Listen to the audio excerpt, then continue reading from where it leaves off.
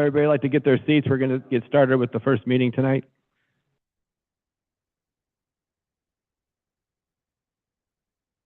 Okay, the first meeting on the agenda tonight is the joint meeting with Community Development and Finance. So I will call Community Development. Mr. Stewart? I'll call Finance to order. Thank you, Mr. Stewart.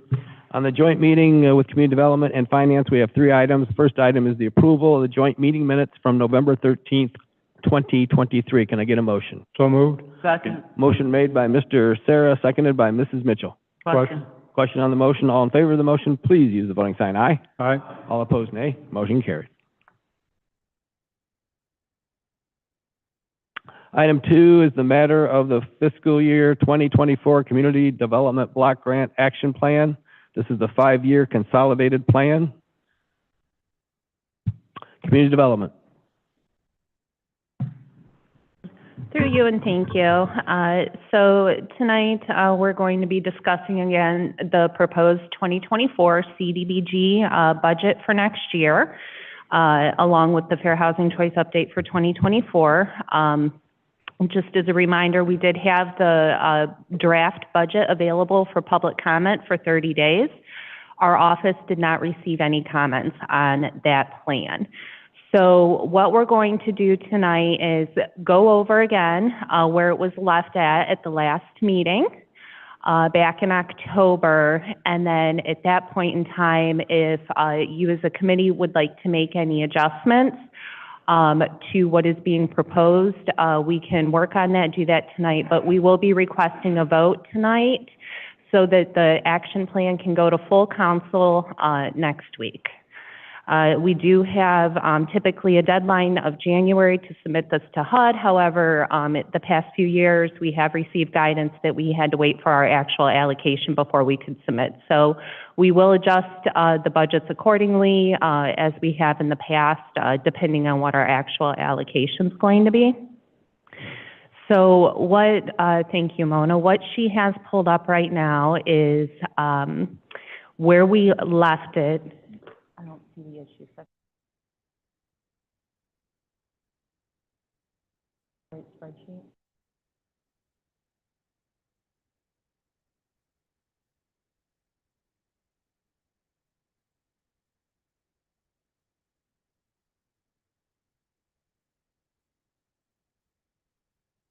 Through you, sorry. So what we had done was we have the proposed 2024 allocation, but then per the committee's request, we did divide the other proposed dollar amounts out per the grant that it was recommended that those organizations be funded.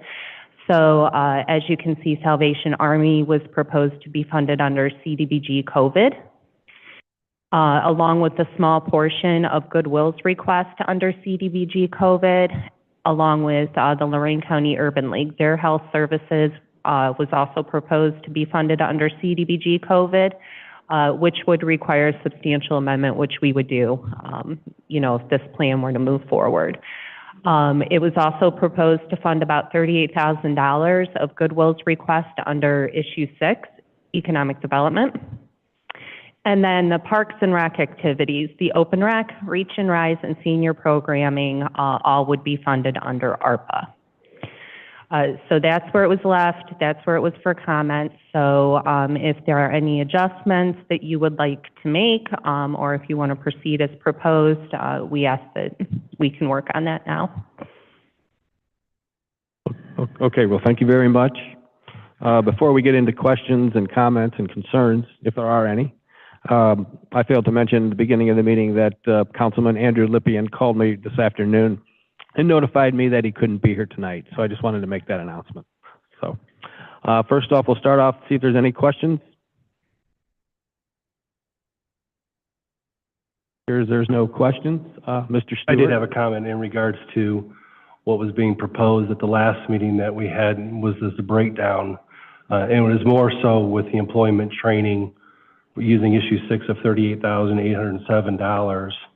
I just felt that at that time, and still feel at this time, that that is not any type of economic development for that. So, and we've never really, as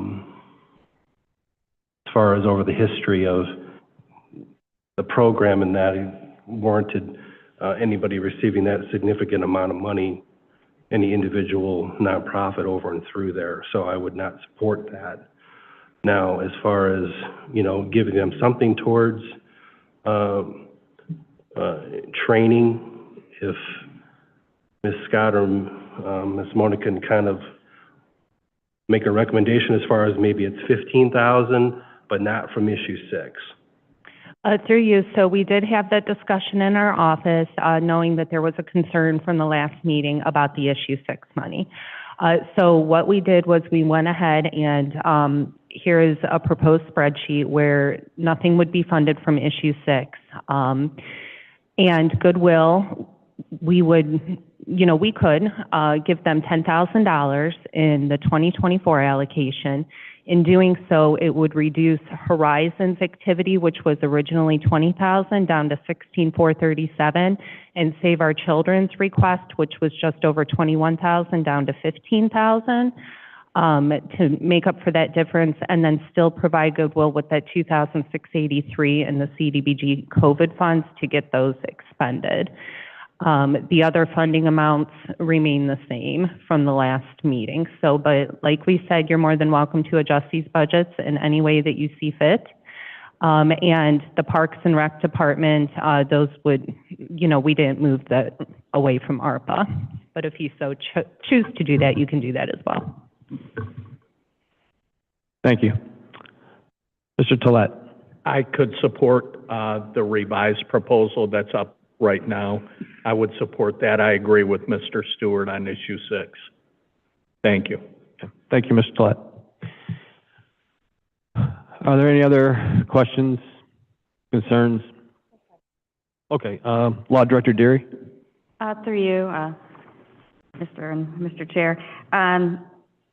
Director Scott, this, for the Pocket Park development, as far as you know, that's the West Avenue lot that we have. I would just remind the committees that, to the best of my knowledge, this lot has not yet been designated by council as a park facility, and I would just, on behalf of my department, I would just request that that would be done sooner rather than later, prior to any improvements of a park nature being there for purposes of immunity. That's just an adjacent recommendation that I'm making, since we're going that direction. I think that's a great use of that location, but I'm just saying I would like that designation to be happen sooner rather than later. And that's something that I can reach out to Director Reardon about as well. Thank you, Law Director Deary. Mr. Tolet. Through you, Mr. Would you like that legislation to run concurrently then with the CBDG? Through you, Mr. Chair, I don't think that it's necessary to have that necessarily be concurrent, but I do think that prior to actual implementation, any sort of shovels in the ground or anything like that, I Okay. think that park designation should happen. Thank you. Thank you. Are there any other? Mayor Whitfield. Through you, Chairman, I just wanted to respond to Director Deary's request, and we'll make sure we put a referral in this week for it to be on the next committee agenda for the Pocket Park. Okay. Thank you, Mayor Whitfield. Are there any other questions, concerns? Seeing none, I will read the committee report. We have considered the matter of the fiscal year 2024 CDBG action plan, the 2025 through 2029 consolidated analysis of impediments for fair housing choice, slum and blighted houses. This is an ordinance authorizing the said CDBG action plan and the 2025 through 2029 consolidated plan. Could I get a motion through community development? So moved. Second. Motion made by Mrs. Mitchell, seconded by Mr. Oswald. Call for the question. Question on the motion. All in favor of the motion, please use the voting sign aye. Aye. All opposed, nay. Motion carried. Can I get a motion from Finance? So moved. Moved by Mr. Sarah, second by Mr. Snyder. Is there any further discussion? Question. All those in favor signify by saying aye. Aye. Opposed, nay. Motion carried. Through you, excuse me. Yes. So I just want to confirm, the one that's on the screen is the one that the committee just voted on, correct? Without the issue 6 money? Okay, Correct. all right. Absolutely. Thank Thank you.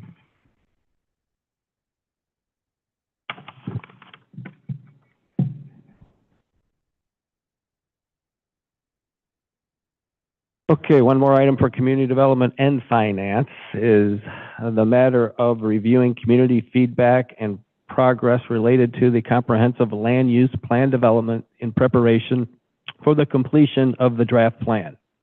Director Scott?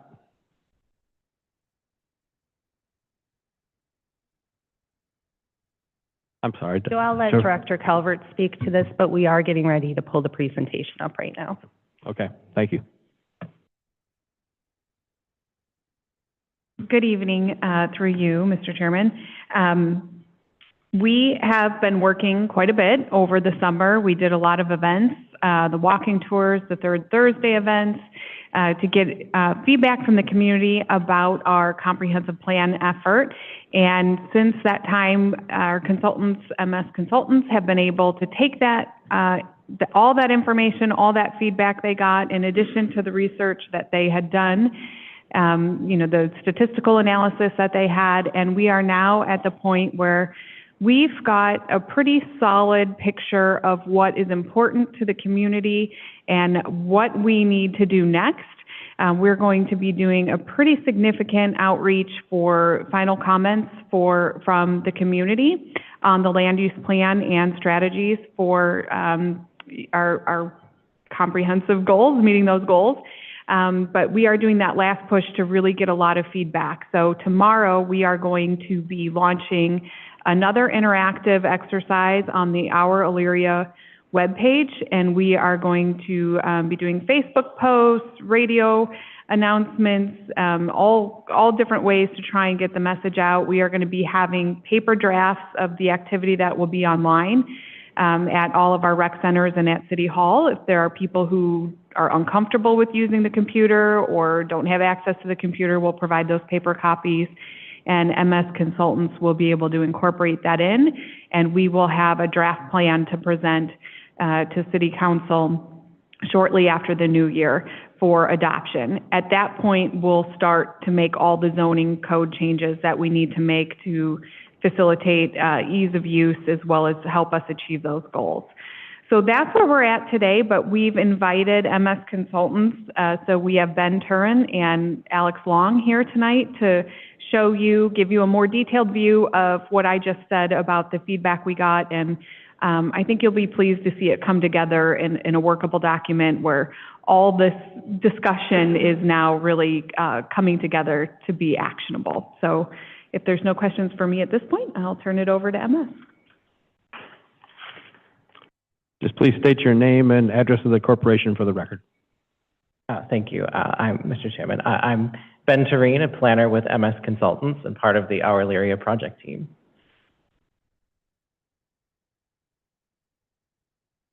Works. Okay. Well, good evening, Council, Mr. Mayor, Chairman. Thank you, everyone. There's the rest of the project team on the Our Elyria comprehensive plan for the city. Shannon Fergus, our project manager, was on vacation and could not be here this evening, so I'm presenting, and then with my colleague Alex Long to present some of the pieces of this plan.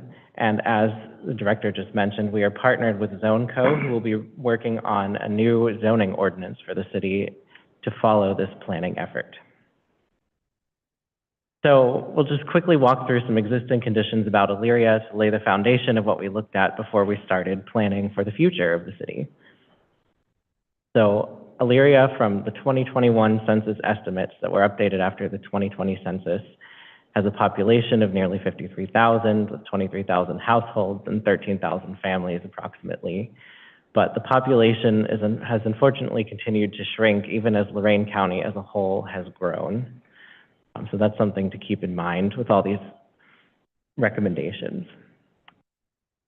The median age of Elyria is actually slightly lower than that of Lorain County, and the educational attainment is somewhat different, with a greater percentage of the population having only a high school degree compared to the university achievements of the rest of the county.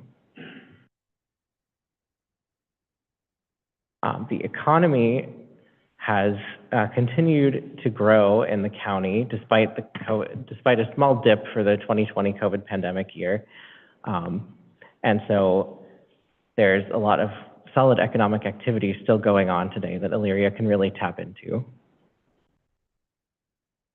So a large amount of the residents and the employees who work in Elyria also live in the city, which is very nice because it means there's people who are just commuting to work without having to drive very far to get to Elyria. And there's a lot of people that are local who are staying local, and whether to the city or to the county. And then this is the current land use breakdown of the city. Most of the city is currently some form of residential, shown in the yellow and orange. But especially on the west side and in the north, there's a lot that is current and former industrial and commercial uses around the city. And we'll get to that later when we talk about the future land use district updates. Another note about this is that Elyria's zoning code has not been updated since the 70s. And so that was one of the drivers of looking at this and really thinking about what could pull this plan and pull the city into the 21st century, is how has the land use been, what does the zoning code look like, and how can we reshape that to position Elyria better for a 21st century economy. This is a heat map of the job density around Elyria. Many of the jobs are clustered around the east side and downtown. And most of the housing on the right side are single-family houses. There's also a fair amount of two-family dwellings, but it kind of drops down from there. And there's a sizable amount of vacant residential properties as well across the city. The housing value in Elyria is unfortunately lower than most of Lorain County and the state of Ohio. And there are a higher percentage of cost-burdened households, so people with lower income levels who are having trouble paying all of their bills, including housing costs. And again, as we saw on the other slide, many are single family, although Elyria has a higher percentage of multi-unit buildings than Lorain County or the state of Ohio does. And also it has a higher percentage of renters than Lorain County as a whole or the state of Ohio. In terms of recreation, there's many great recreational assets in the city, which we're all familiar with, several parks on all sides of the city and the Black River Reservation in the north. And there's been many recent improvements to the parks because of the 2016 Park Master Plan that's been completed and under the process of being implemented. There's also some public health statistics of how Elyria is doing. Elyria, unfortunately, has higher rates of obesity, high blood pressure, diabetes, and a lower life expectancy than the average for the country. And for transportation amenities, many of the roads within the city are not very high volume. There's a couple major thoroughfares, and then overlaid are the transit routes of Lorain County Transit Authority to see what transit access is in the city. And lastly, most of the crashes are concentrated near the employment centers around downtown and the east side of the city.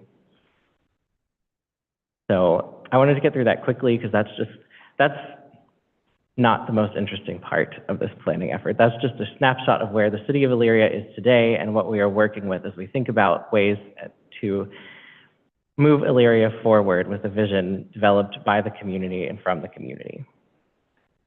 So over the course of the spring and the summer, we did many public engagement events. We took information about the Our Elyria plan to the third Thursdays in downtown. We conducted 4 walking tours, one on each side of the city in August. And I thank the members of council who were able to attend those walking tours with us. We've had many online activities on the Our Elyria website, including a resident survey and virtual versions of the in-person engagement activities. And we also interviewed 8 stakeholders from nonprofits, city department heads, and other community partners to get their perspective on Elyria and various issues facing the city. So the survey response was actually quite good. It closed in mid-May, and we got nearly 400 responses, which is far and above what we usually see for these types of surveys. So Elyria really turned out to give their opinions about this and thoughts about the city. One of the questions was about downtown Elyria and what they think of it, and the buildings, the square, the fountain were some of the highlights that were reported the most in the survey results. People were also surveyed about critical issues facing the city, and the number one was safety and crime. And the economy and transportation came in distant second and third, but those were the three biggest ones that popped out, and that is where we have tried to tailor some recommendations in this plan to address these three things. Additionally, a more fun question was, what do people wish they could do in Elyria? And it all kind of tracks about the same, having more places to go out to eat, to go shopping, and to enjoy entertainment. So we also, in the 4 walking tours that I mentioned, we went around 4 different areas of the city. One was near the Midway Mall, former Midway Mall site in the north, excuse me. One was on the west side. One was on the east side near the Amtrak station and the Blue Star Recycling Facility, and one was in the south side. And so this was to get a more granular look at each neighborhood to see what people thought was missing, what people liked about their neighborhoods, and to get a really local look. This was a unique thing that we tested out with this comprehensive plan, and it went really well. This was not a typical activity, but the community really showed up, and it was very helpful for us and helpful, I think, for the residents to feel engaged in the process. So we have a few more engagement activities. There is the online activity that is launching tomorrow that is the ability for the public to comment on the recommendations in the plan.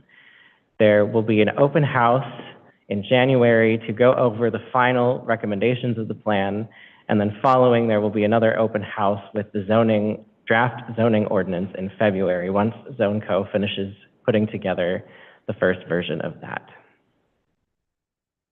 And now I'll turn it over to my colleague, Alex Long, to talk about the priority development areas.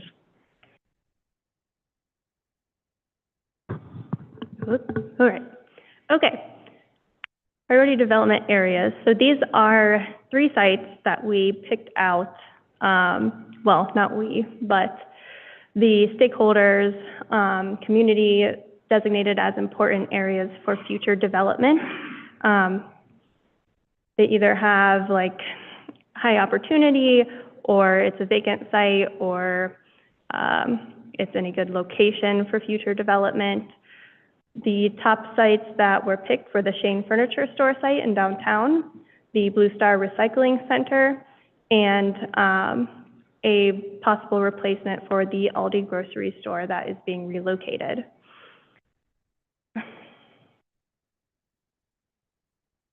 We'll start with the Blue Star Recycling Facility. So this is reimagined as a kind of recreation center for the community and large enough to be a regional draw for recreation. So it has a lot of passive space, walking trails, things like that. And then the building part would be like a co-working facility, more or less, or a place for a new business to come in that would hopefully find the location ideal for their employees with the walking paths and the different sorts of amenities that would be nearby. Let's see. So this came from the idea that what was most suggested for the site, which were a park, a pool, community center with gardens. So you can see there's some community gardens interspersed throughout. There's actually a pump track option. So that would be for, kids and sport enthusiasts for biking, as well as a few other areas for recreation, sitting and enjoying themselves.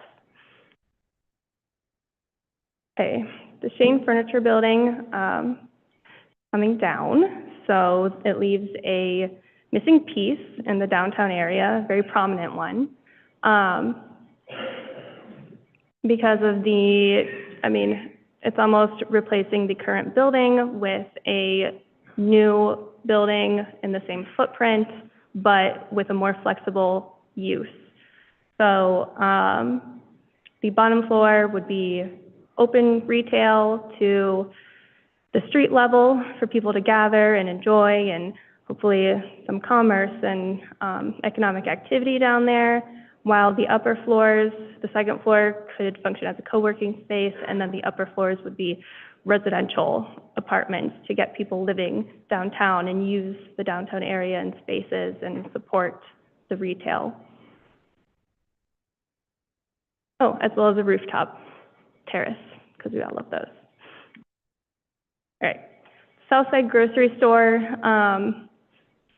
So we selected so the Aldi is being relocated. So we were tasked with coming up with another opportunity site for a grocery store that would still be accessible by people on the west and south sides of the city. This development area by the river, which is just southwest of downtown and accessible by downtown, as well as the school across, is a large area on a prime piece of real estate. It's right on the riverbank. It's vacant, and currently a developer that is interested in affordable housing already owns it, and there's already some action in this area. So the proposed use for this would be more of a mixed use complex almost that would have a grocery store on the bottom floor, other retail opportunities that make sense for the area, and again, residential on top. So kind of a typical mixed use development pattern for a new district or a new, I guess a new district overall, for younger families, more entertainment, access for the kids, access for people from downtown, and all of that good stuff. All right. Thanks. All right, so we worked with the steering committee that was made up of the nonprofit leaders, residents, and business owners within the city to develop some overarching goals that would help steer the plan. So these are the 6 areas. I'm not going to read them all aloud to you, but quality of life, economic development, land use, housing, parks and recreation, and transportation are the 6 main areas of the plan.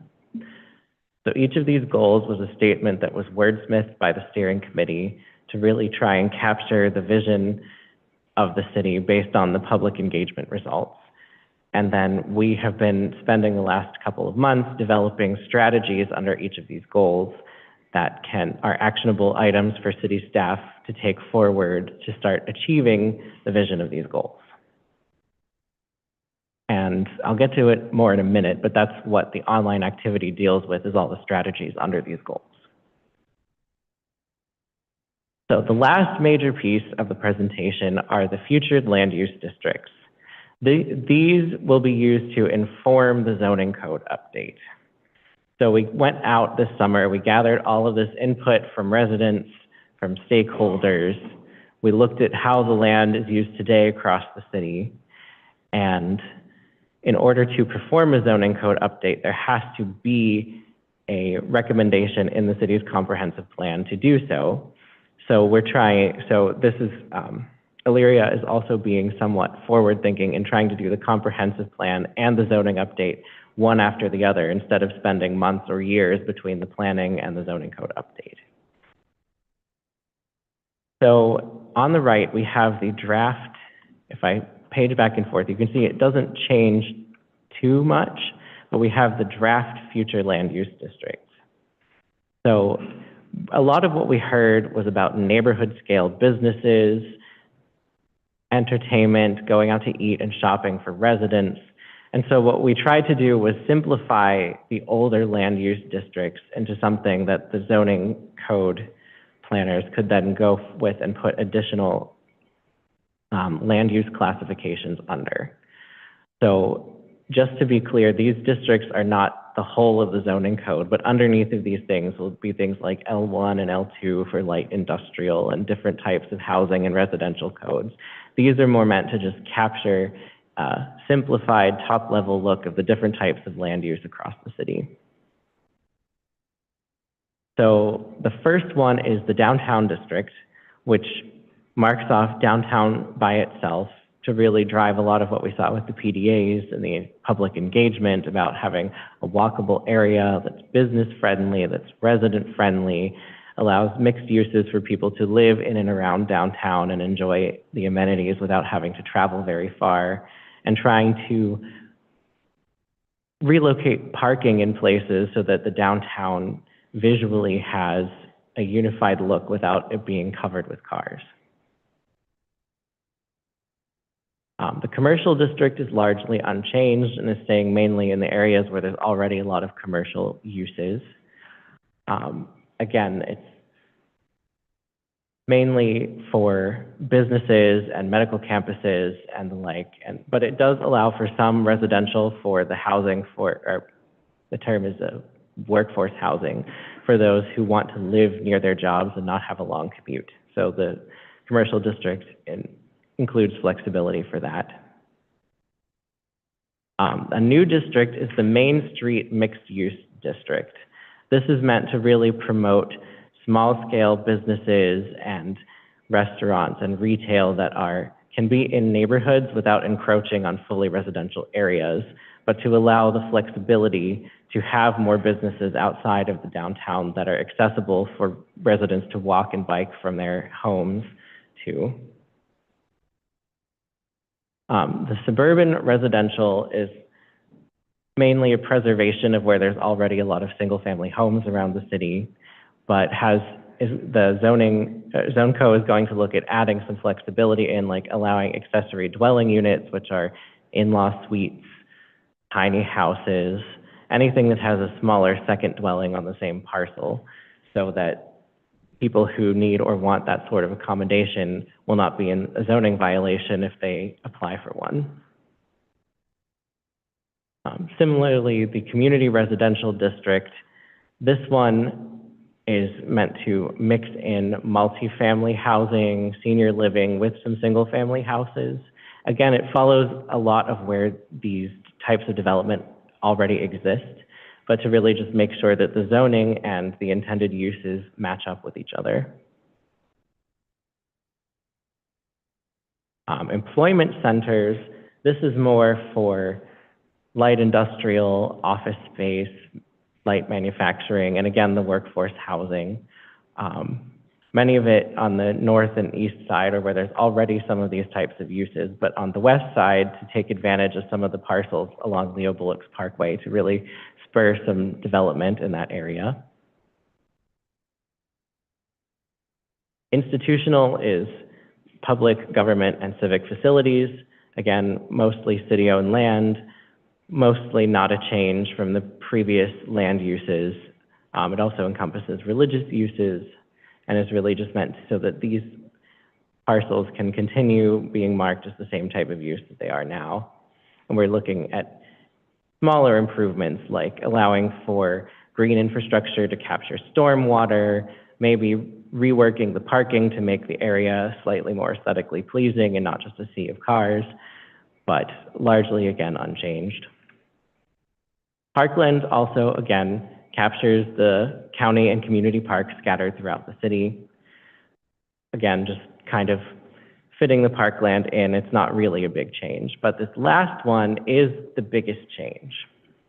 We've, after talking with the steering committee, talking with city department heads, have come up with this land use district called the Transformational Open Space. It is mainly meant for the undeveloped areas along Leo Bullocks Parkway, and it's a way for the city to take a sort of case-by-case basis to allow approving development in this area while having flexibility in the zoning code so that it doesn't have to be industrial, it doesn't have to be residential, that the city can look at each development application that comes in and sees whether it fits in this area and it's not excluded because some other type of use happens to be nearby. So we have not yet heard from Zone Co about exactly which land use classifications will be under this one, but it's really meant to just provide you with more flexibility rather than less in the zoning code. So that is where we are with the comprehensive planning effort. As mentioned, the online engagement to look at the future land use district and the strategies and recommendations of the plan opens tomorrow at ourelyria.com. City staff is working on making sure paper and PDF copies are available for people who wish to to print out and fill out a version of these activities if they're uncomfortable or unable to do them online. So for the recommendations, there's a short survey for each of the 6 goals. There's both multiple choice preference options as well as text boxes to provide further suggestions and other open-ended responses. And then for the proposed future land use districts, there is a map where anyone can drop a pin on the map and write some comments, whether it's about a particular parcel, an area of the city, or one of the types of districts. There are also videos to walk people through how to use each of these 2 activities in case they need extra references or anything is unclear.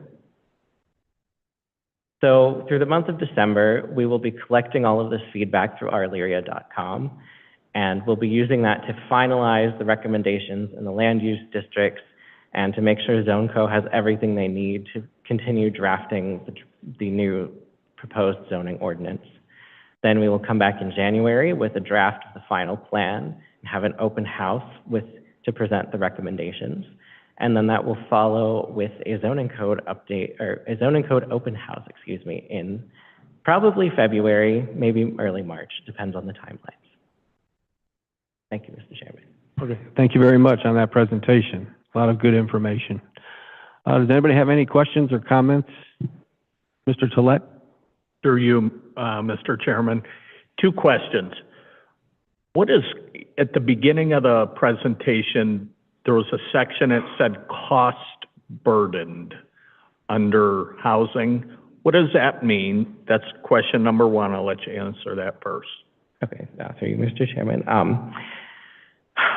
Cost burdened is another way of saying residents who spend more than 1/3 of their income on housing and they might have to sacrifice groceries or utility bills just to pay their housing costs, whether it's rent or their mortgage. Okay, thank you. And question number 2 is, you put up some healthcare statistics regarding Illyrians. With HIPAA being what it is today, how did you gather those? I'm curious. Those are, I'm trying to remember which, they're aggregated and anonymized at the federal level, and they're broken down by either municipality or county. I forget off the top of my head exactly which of the federal departments, but that's where the breakdown came from. Okay, thank you. I think, Mrs. Mitchell. Thank you, Mr. Chair, through you.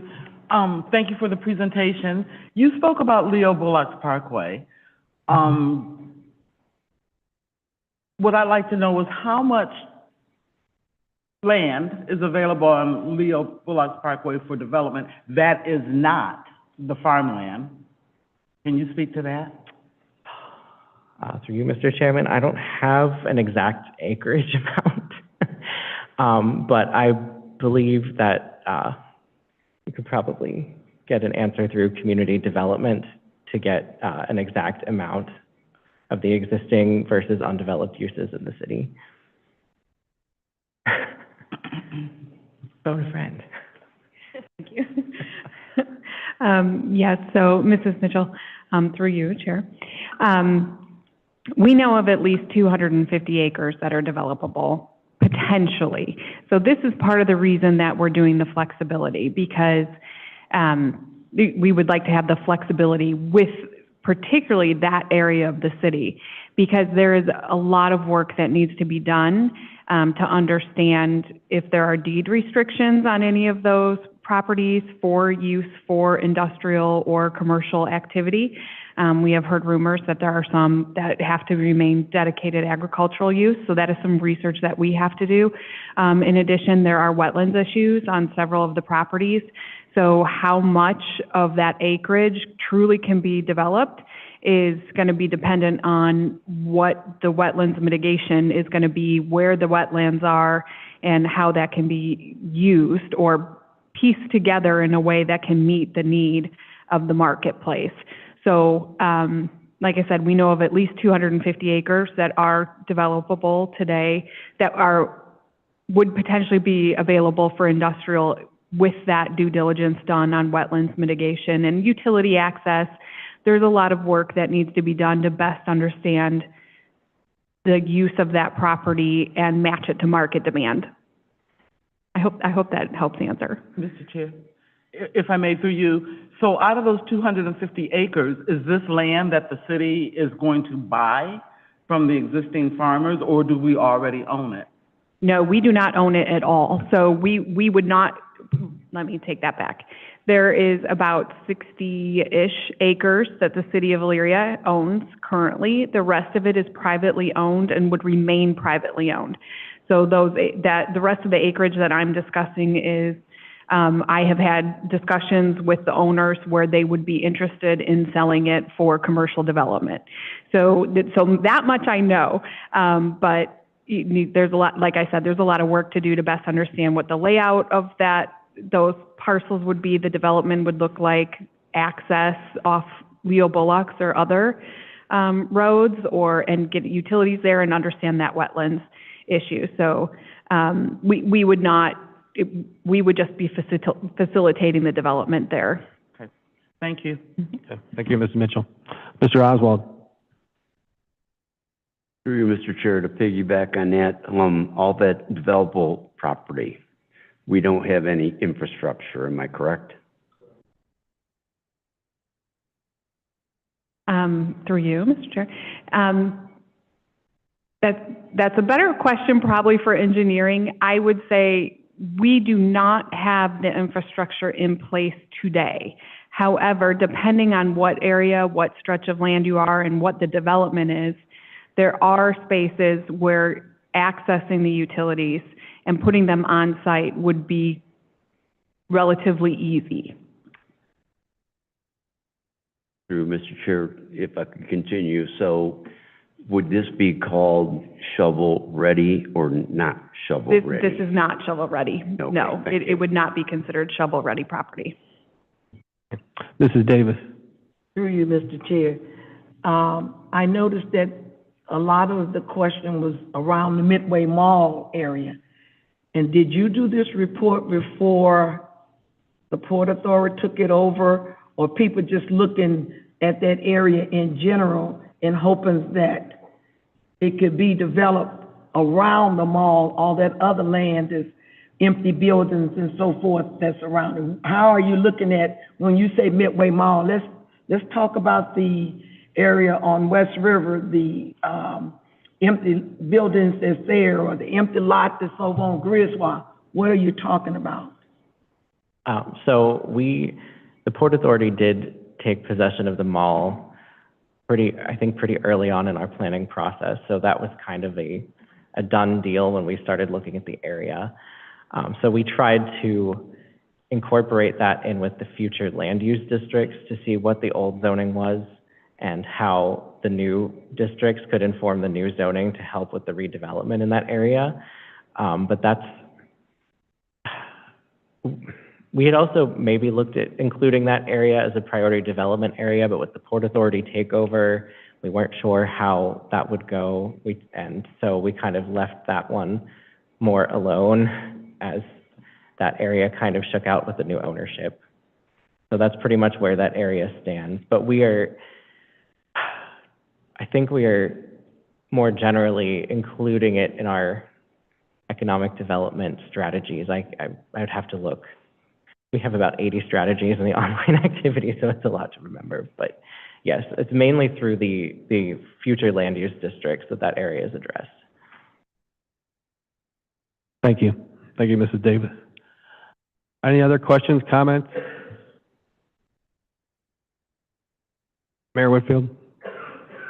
Thank you, through you, Mr. Chairman. I just was going to make a comment about the Leo Bullocks Parkway, because this actually came up recently with a company in the city that was looking to expand and looking for land, and that was one of the spaces they were interested in, and we ran into this challenge of the infrastructure. But the question around, are we going to own the property or not?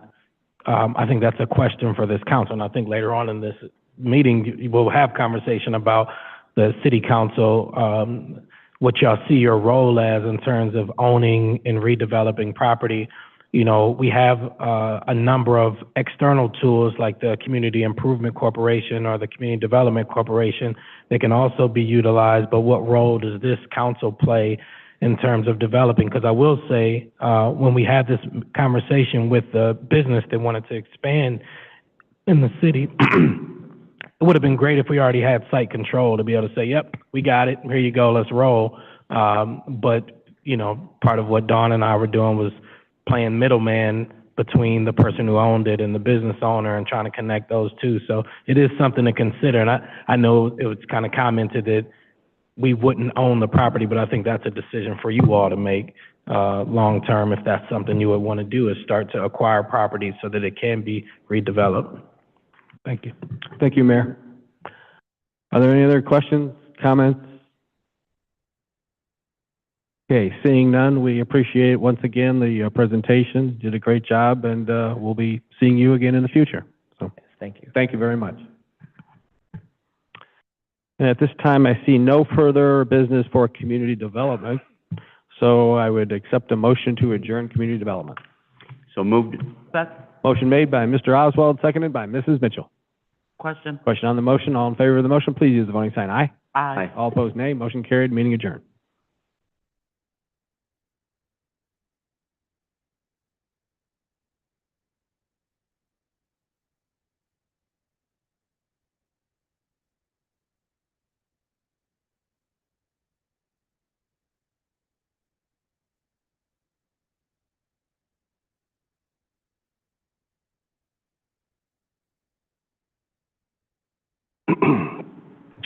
Finance is going to take a 10-minute break. So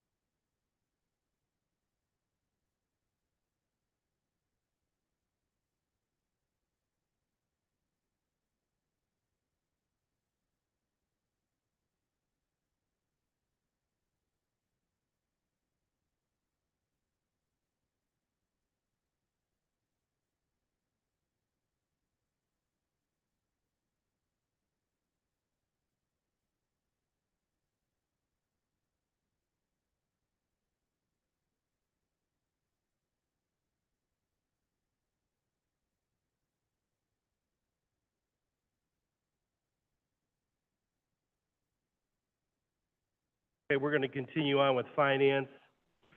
We have an agenda that we're going to kind of change up a little bit because we have some items that we need to discuss, which might take a lengthy time. And so I think what we're going to do is change it up a little bit to how the agenda order is here. So the first on the agenda is the matter of the purchase of property located at 39009 Chestnut Ridge Road.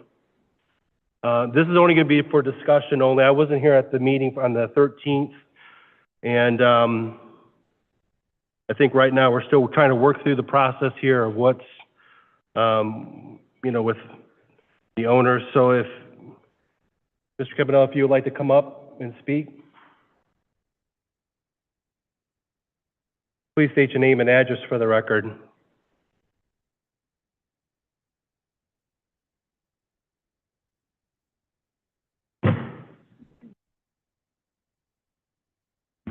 Right in there. My name is Dennis Campanelli. I live at 39009 Chestnut Ridge here in Elyria.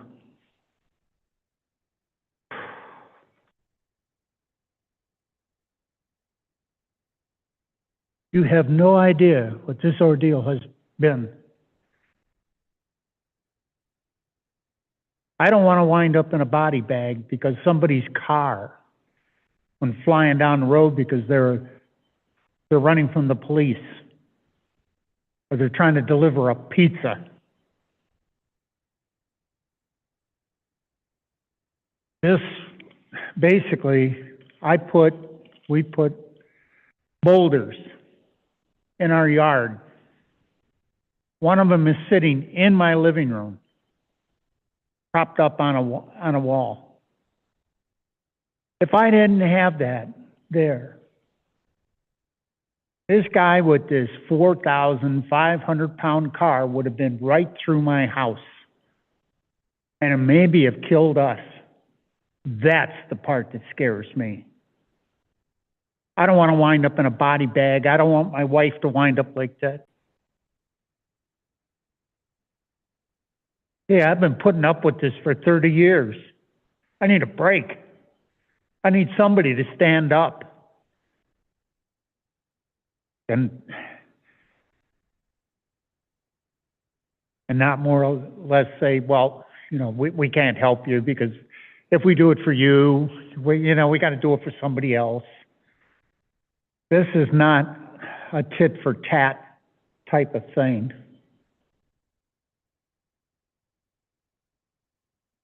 We have done everything we can to make that house look good. And, my wife works on it constantly on the outside. But boy, it does nothing. When your yard's all tore up and you're hearing all the excuses, you could be a priest.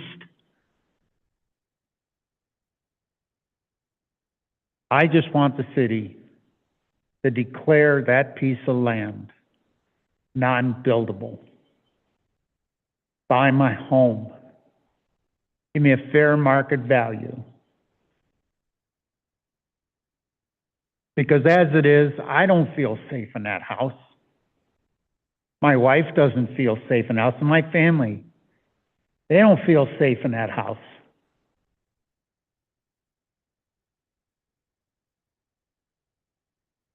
I know that alcohol and drugs have fueled a lot of the accidents. And a lot of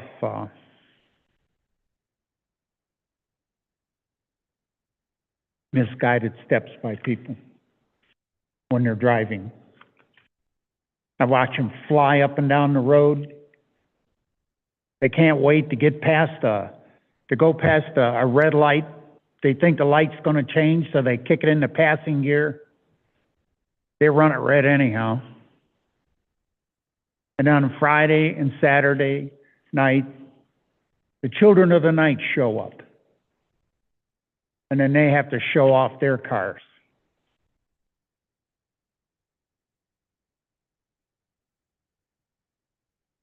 I just want you to take this into consideration. Give me a break. Give my family a break. Because this is breaking us. This is breaking us.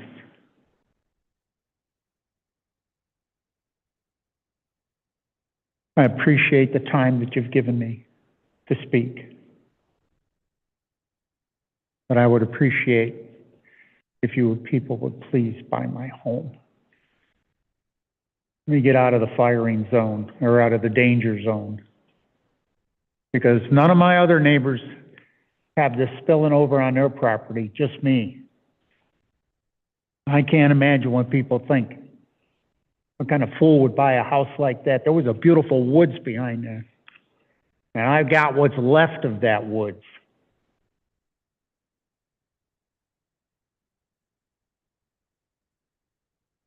That's all I have to say.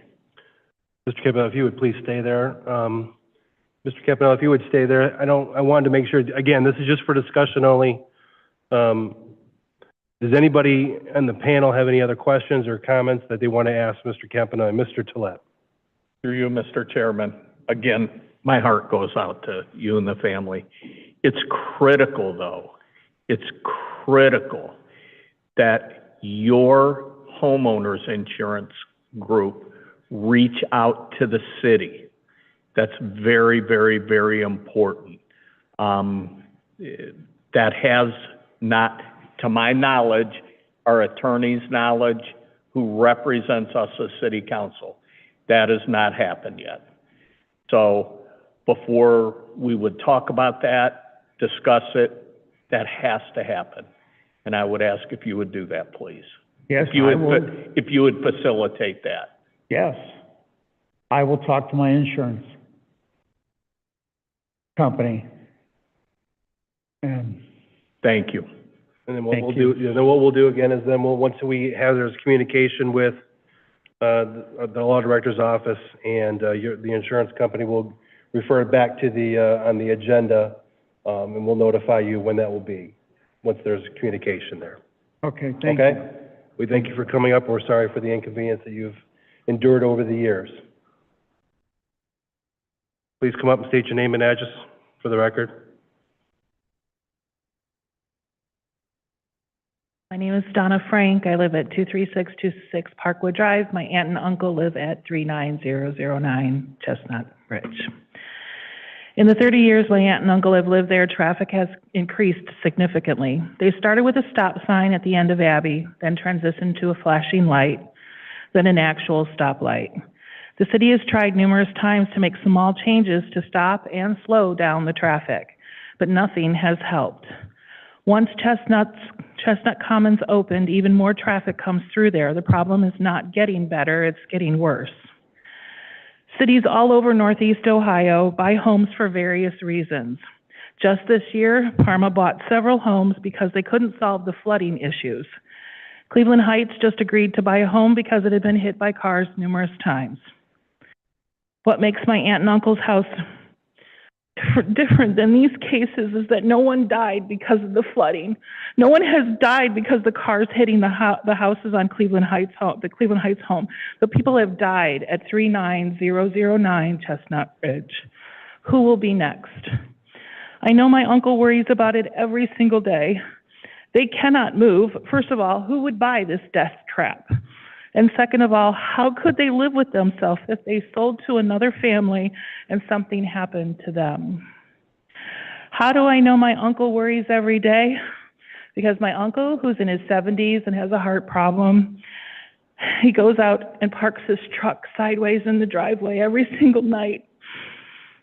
It's his way to protect his home, his wife, and himself from crashing cars. Whether they're being chased by the police, driving while impaired, having a medical emergency, or just driving too fast. No citizen of this city should have to live with that kind of worry or fear.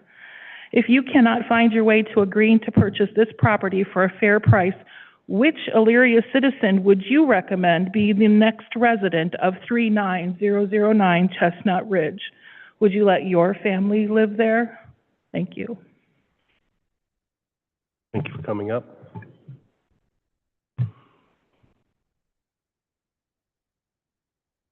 Welcome. Please state your name and address for the record.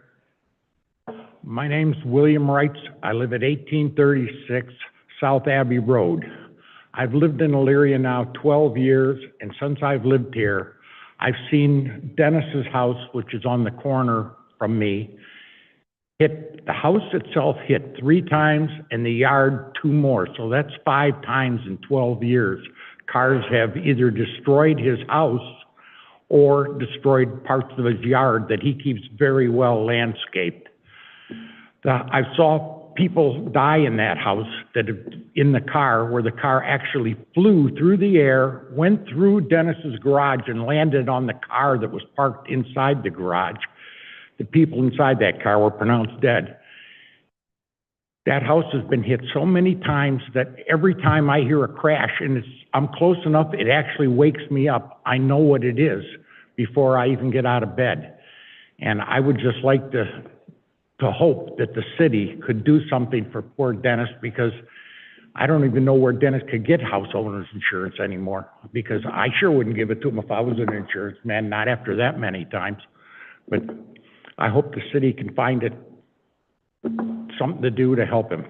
Thank you very much. Coming up. Okay.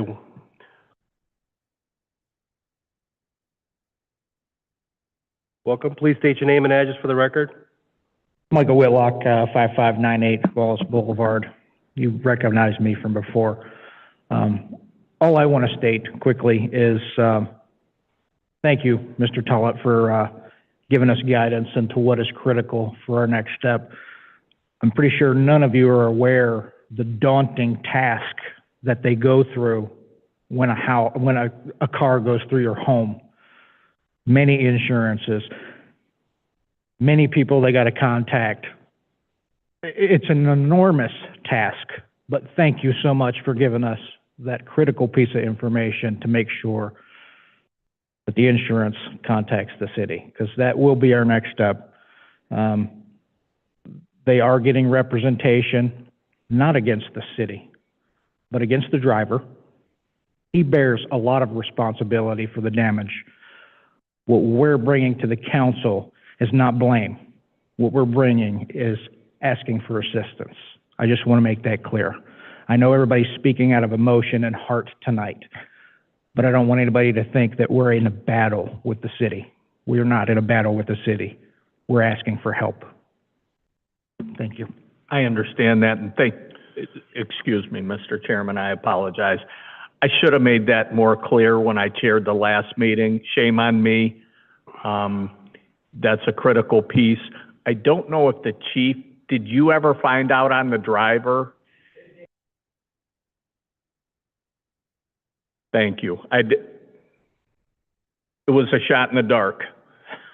I took it, so thank you. Again, we thank everybody for coming up. In their friendship with the Campanellis, I know this is a difficult time for everybody here, and these are difficult conversations, but we're hoping that we're making the next step forward into resolving this issue so that you can move on with your lives and not have to worry about this moving forward. So obviously, you know the next steps that we're asking for you to do, and then we'll try to keep this thing on the rails and keep going with it, okay? Very good. Thank you for coming up, sharing your story.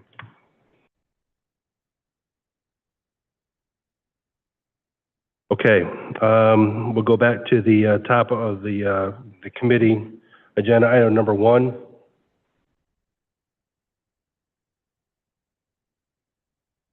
We've considered the matter of a water supply revolving loan account agreement for the removal of lead and galvanized water service lines on public and private sides.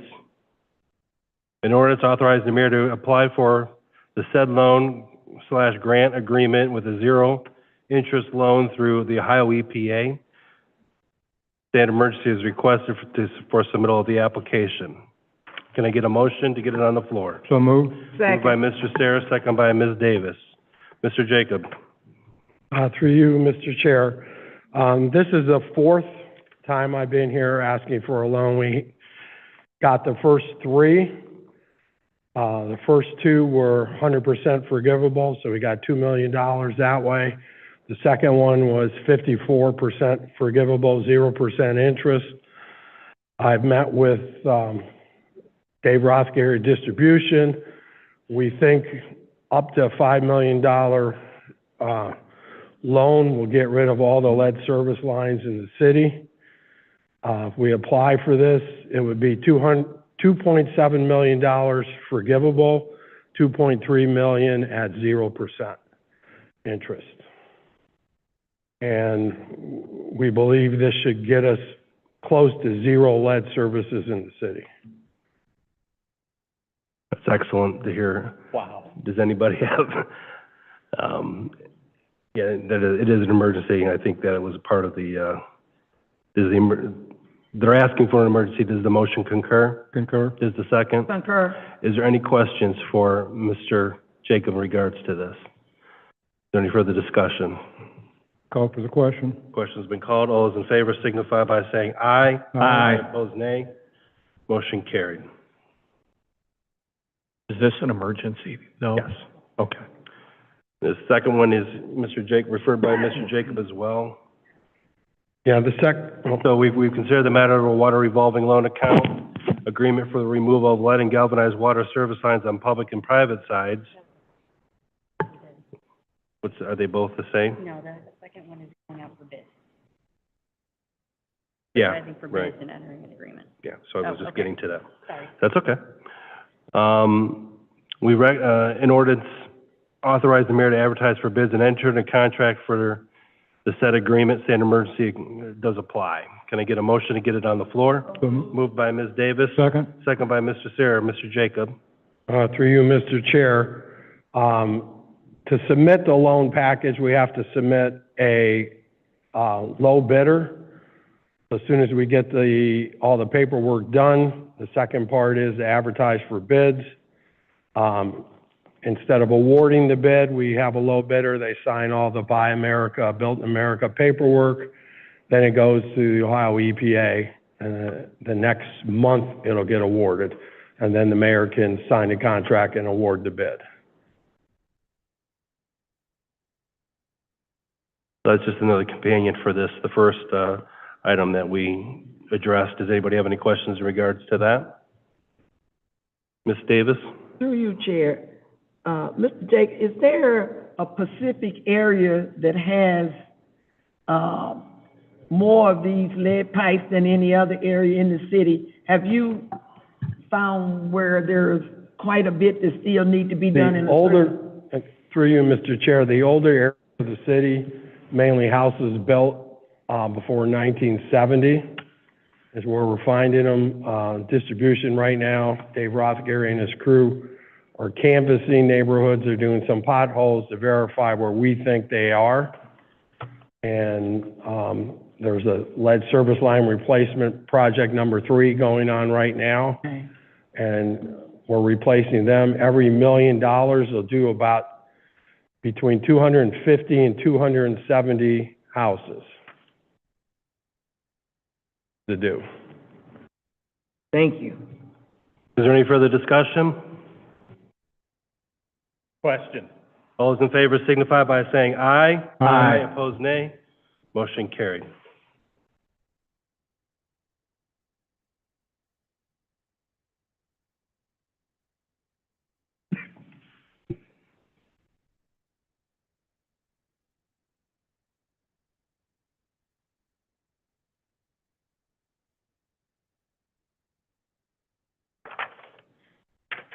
Okay, item number 3.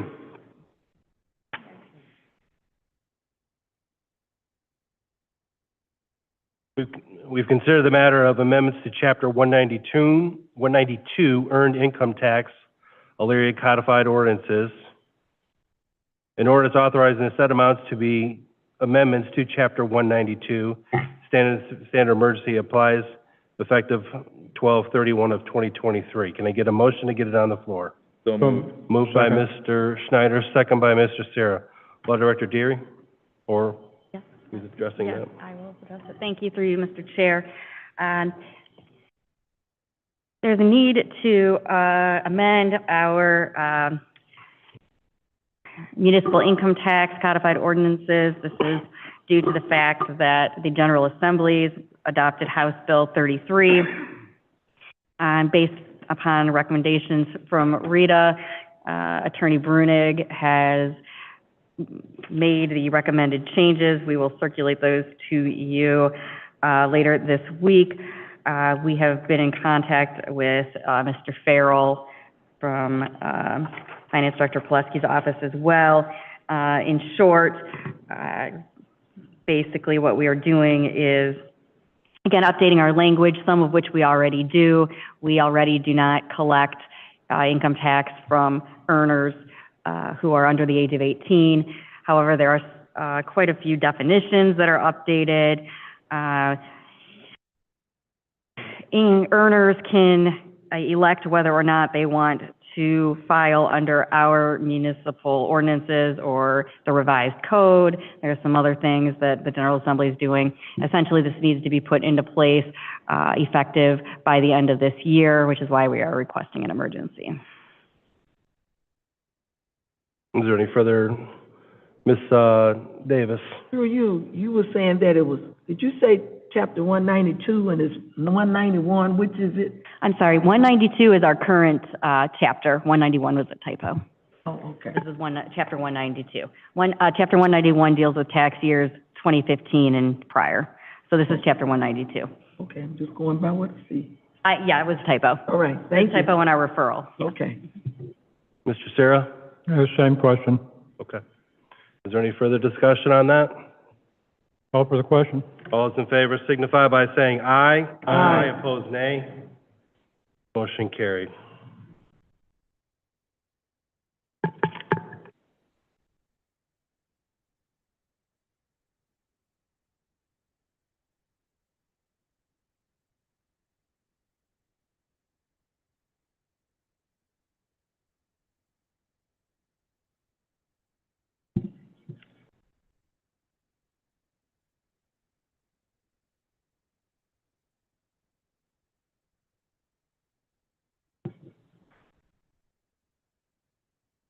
Give me 1 minute here. I need to make some changes.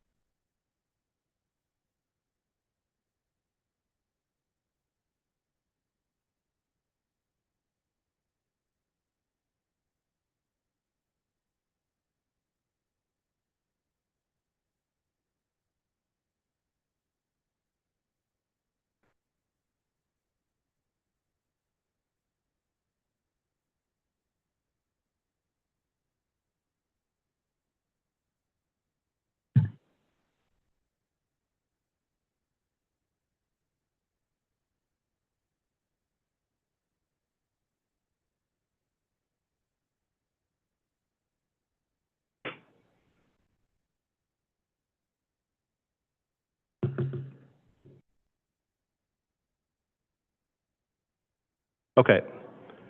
Item number 4. We've considered the matter of amending the salary ordinance for 2024, a 3% wage increase for certain non-bargaining classified and unclassified employees and declaring an emergency. Can I get a motion to get it on the floor? Moved by Mr. Gillette, second by Mr. Schneider. So what this is in regards to the Chapter 165 and those employees. So I'll defer to Law Director Deary, and then Finance Director Pileski can weigh in. Through you, Mr. Chair. So just a bit of housekeeping and a bit of history. If you recall, back in the beginning of 2022, Council passed 3% for COLA 2022 for certain, as it was stated, certain non-bargaining classified and unclassified employees, and then a second 3% for 2023.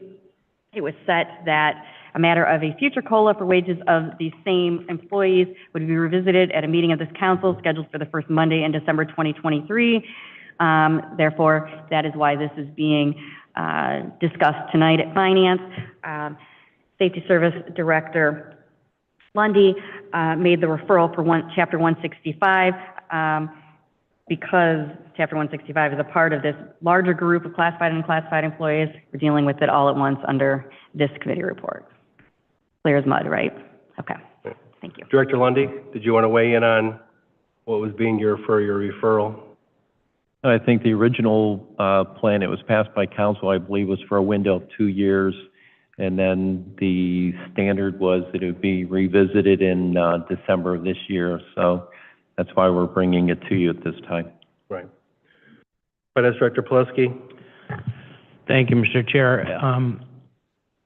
Basically, what we're addressing is 3% for non-bargaining. AFSCME, the union for the service workers, is in their final year of their contract in 2024, and their contract calls for a 3% increase. So basically, over the years, we have typically given non-bargaining the same increase as the AFSCME employees. So.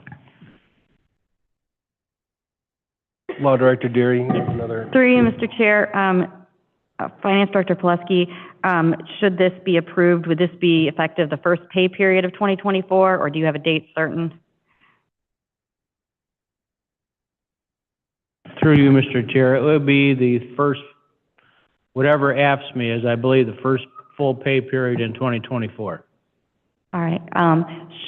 Should, just anticipating, if that information could be provided to my office in anticipation of any legislation. Thank you. Yep. Okay. Is there any further discussion in regards to what's brought before us?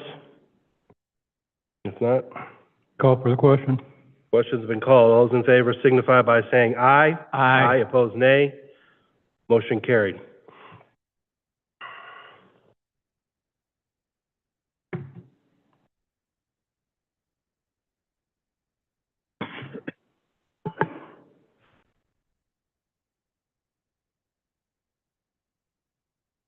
So at this time, there's been some discussions with Finance Director Pileski and the work that he and his staff has done, and with regards to what we just passed for Chapter 165. And I think it would be the efforts and the hard work that he has done, and as well as the Law Director's office. Is my recommendation to here on the floor, because it's a standing referral, to present a committee report in regards to our elected officials and making their adjustments to their salaries for all their efforts that they have done.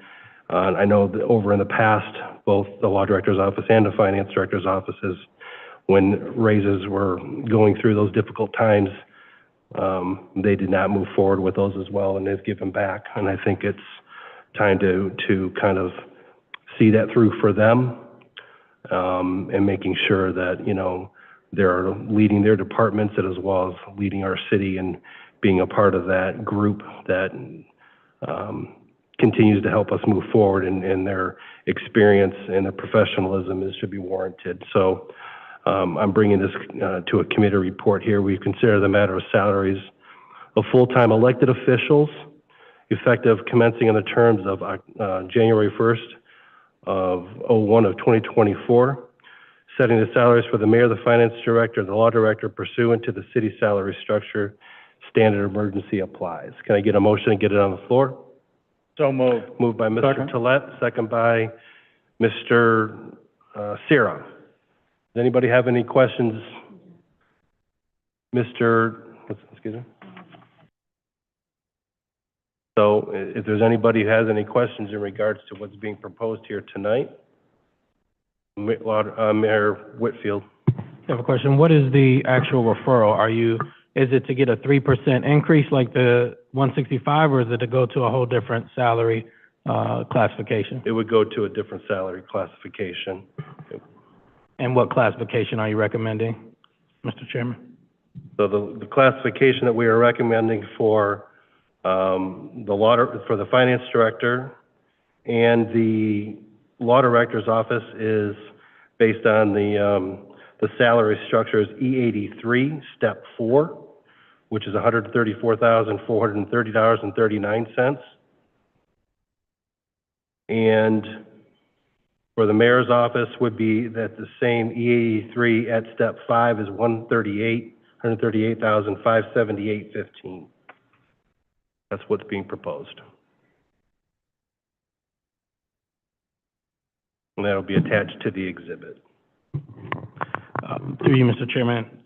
So the last one you mentioned, E83, step 5, Yes, and what was the number you gave? $138,578.15. Okay, because I'm looking at the 2023 salary structure ordinance, so you might be looking at the 2024, what Yes. what it's gonna bump to, so Yes. just check it, yep. Anybody have any more further discussion or questions in regards to what's being proposed? Call for the question. All those in favor signify by saying aye. Aye. Opposed, nay. Motion carried.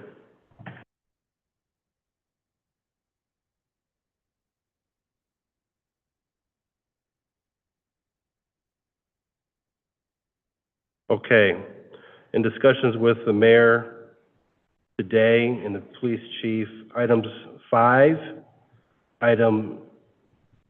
number 5 will be tabled. Item number 6 will be removed, and it can't be brought at a later date to this committee. Item number 7, I believe, is going to be tabled till information is gathered from there.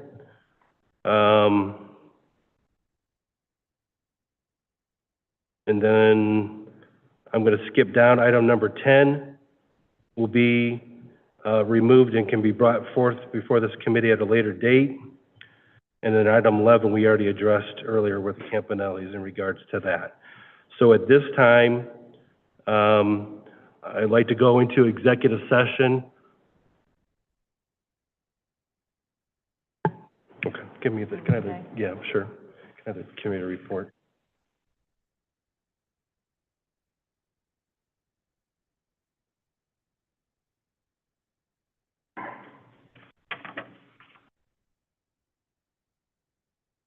So we consider the matter of amending the salary ordinances to increase the salary benefits for Elyria police officers.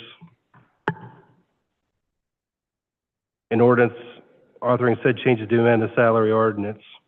State of emergency applies. Can I get a motion to get it on the floor? So moved. Second. I need to go into executive session. Through you, Roll Mr. Chair. call. Yes, for purposes of discussing matters pertaining to the collective bargaining agreement. And yes, we would need a roll call vote for that. Roll call vote. Thank you. So moved.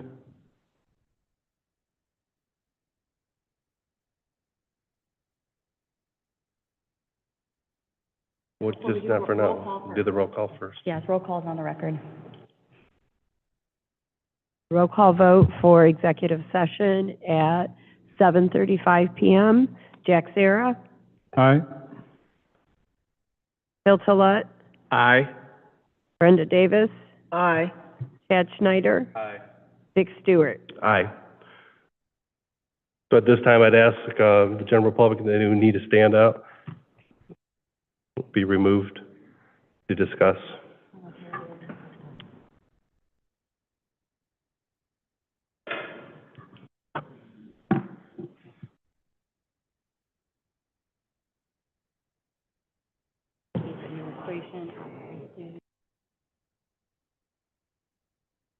Yep.